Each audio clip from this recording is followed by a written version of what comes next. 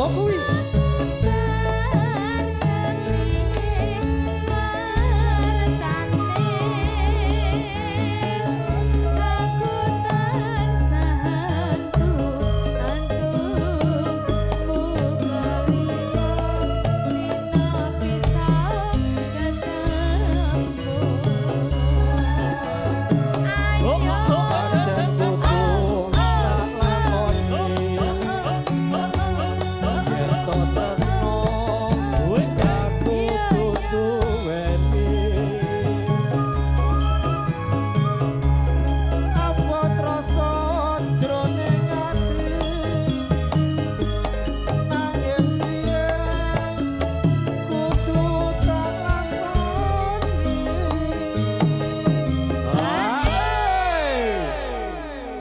Elok tenan son Rembo ARS Rembo saking Karanganyar jilid 3 ingkang jeling pokoke.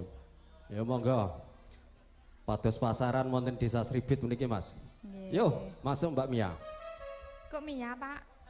Oh nggih. Ganti lho, Pak. Ganten to Mbak Mia ya, Pak. Lah iya. Monggo Mbak Dila. Supe kok. Kelindur ta, Pak? Yang ada di angannya hanya Mbak Mia. Lah iya, selainnya tidak.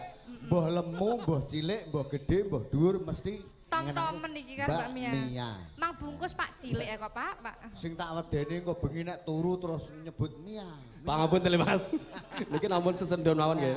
Pokoke aman kok. Sepadu karo bojone. Lah nggih. Kula tembungne pripun, Pak? Monggo Mbak lebet ya, Mbak. Ayo nglebokne jero-jero ya. Mungkin nanti malam sedang aksi membayangkan Mbak Mia.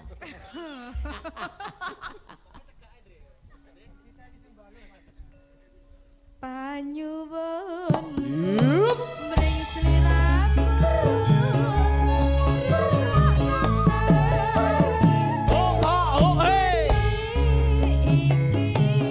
Moga Mas garap bedruk Mas.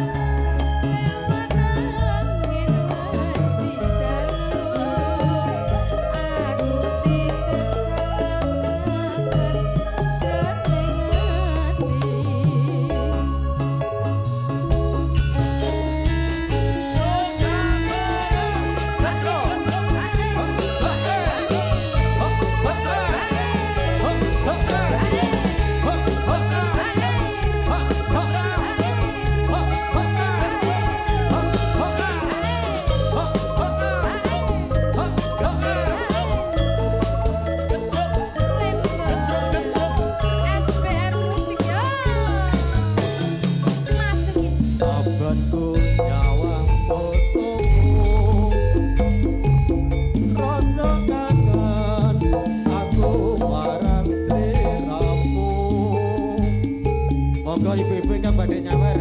Ayo Bude. Semoga kakak. Barengan neng kadung mombo. Monggo Bu, mriki Bu. Saiki ada papane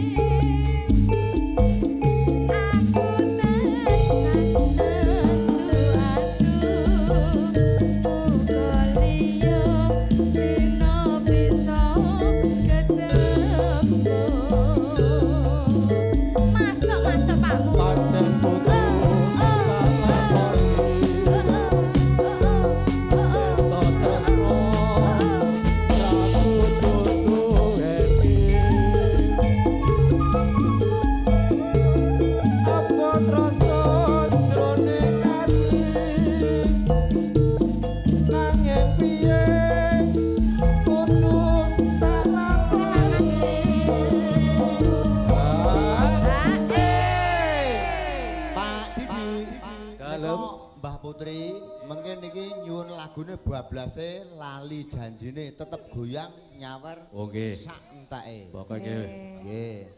Pokoke Mbak Putri ampun keseso kedur riyin nderek ngregengaken anggennya kagungan hajat Ibu Warsih.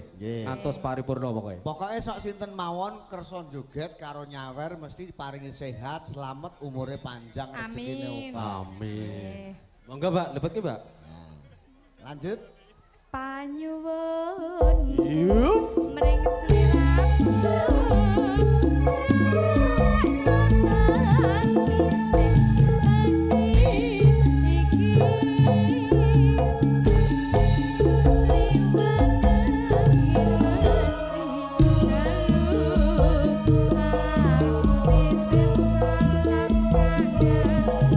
Belas ke lali janjine, Mas.